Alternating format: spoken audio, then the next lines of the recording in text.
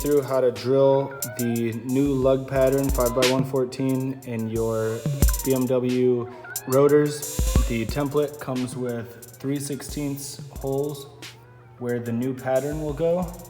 It comes with 12mm holes where the old pattern is to help line up.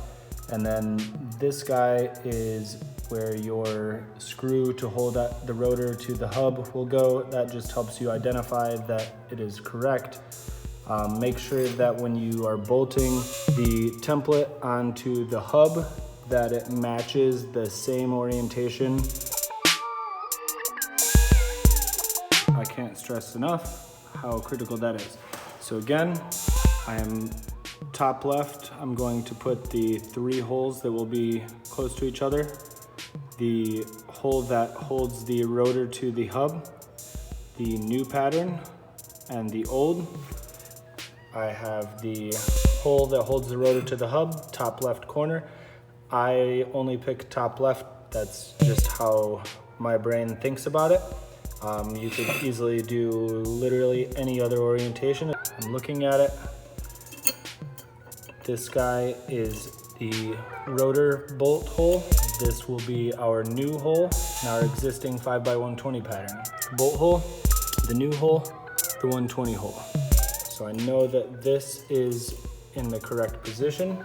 Supplied with the template kit, M12 flathead bolts. I give you 3, and the taper on the head of this bolt is to help the template self-center when you tighten it onto the rotor. Flip this over.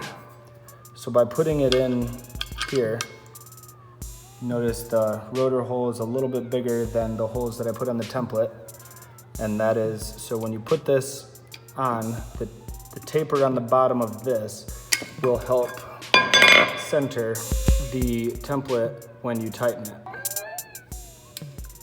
So right now, it's kind of a pain doing it one-handed. So basically, snug that up, snug it up, snug each of them up, and then you can kind of wiggle the template to make sure that it is centered. And then you can look at it, and then you should have an even ring all the way around it, which it doesn't look like it right now, but that's just the shadow from the light. This is even all the way around. If you wanted to double check, you can check how centered your remaining empty holes are in relation to the holes on the rotor, and that will give you a good idea that it's centered. So I'm going to start off by drilling the 3/16 pilot holes all the way through. And the reason that we do that is the 3/16 will go through the material quite easy. Won't take too much force. We're going to use a hand drill, not even a drill press. And the reason that I used a smaller hole as a pilot hole is it will allow the bigger drill to go through a lot easier having a pilot hole. If you were to use the correct size hole that we're going to finish it with, right off the bat, the taper on the bottom of the bigger size drill is actually taller than the material used for the template. If I laser cut the final size hole into this and just wanted you to go through with the final size drill, it would actually try to walk because the template would have to be significantly thicker to accommodate the kind of slop that the taper on the bottom of the drill would create. So once the pilot hole is created, like I said, the 3/16 will drill through quite easy. Then you'll remove the template, and then you will chase through each of your pilot holes with the final size drill, which will also go through quite easy. As you can see, nothing fancy here. We just have a Ryobi drill. This is actually a hand-me-down from my uncle. I'm doing it this way so I can prove to you guys that you don't need fancy tools. And one of the benefits of having the template is as you change your rotors in the future, if you purchase my hub conversion, you don't need to send me your rotors every time you get new rotors to machine them. You can have the template always on hand anytime you buy new rotors for whatever reason, they wear, they crack, you want to go drilled and slotted, then you can do this all on your own and you don't need to pay the shipping both ways plus the price of the rotors themselves. Like I said, it's just an old hand-me-down cordless drill, the 3/16 bit in it, and we'll get to work. Only being finger tight each one, you would be able to move the template around quite a bit due to there being nothing to really guide it. So the taper on the bottom is actually helping it kind of guide and stay in position. So these are still, again, finger tight, and you can see that we're pretty good as far as how even the gap is around here. I'm perfectly comfortable with that. It's not bad. So now snug it up. Really doesn't take much. Flip it back around. 3 holes top left. Existing 120 bolt hole, new 114 pattern. Existing 120 bolt hole, new 114 pattern. So that is good. I'm gonna stand on the corners to help kind of keep it from running away from me. This concrete, it looks bad, but it's actually pretty smooth, and it's not, damaging the rotor on the opposite side in any way. You can see we're making some pretty good chips there. We're not overheating it. It's just a nice, consistent chip. When drilling through metal, it's best to always start in a lower gear and just be patient and add, some oil as needed. This, I won't even add any. It's gonna go through dry. And like I said, low gear, drill, and let it rip.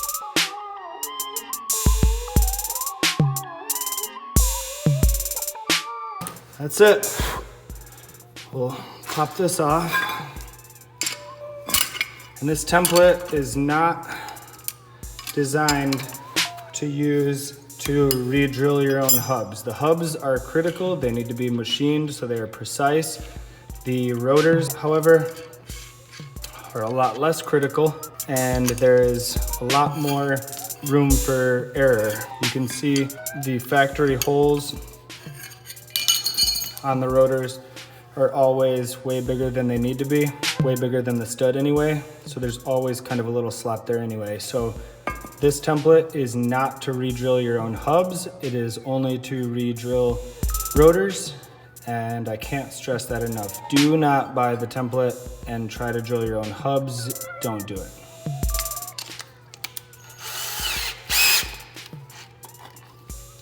So now we have the final size drill that we're gonna chase through our pilot holes with. And when this goes to break through, it will try to grab and twist. So make sure that you are supporting your rotor, whether it's in a vise, on a bench, whether you're clamped down. Like I said, I'm only doing this on the ground with the bare minimum tools to show you how easy it can be done and that you don't need anything fancy. It doesn't take much.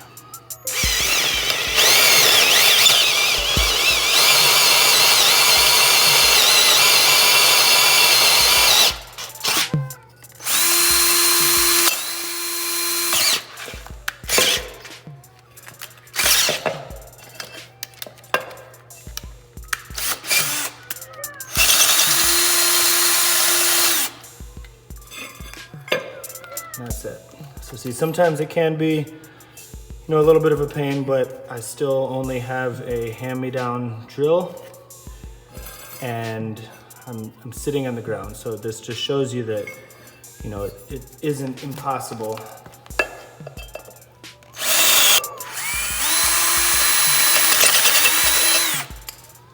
And that's it. All 5 holes drilled, good to go.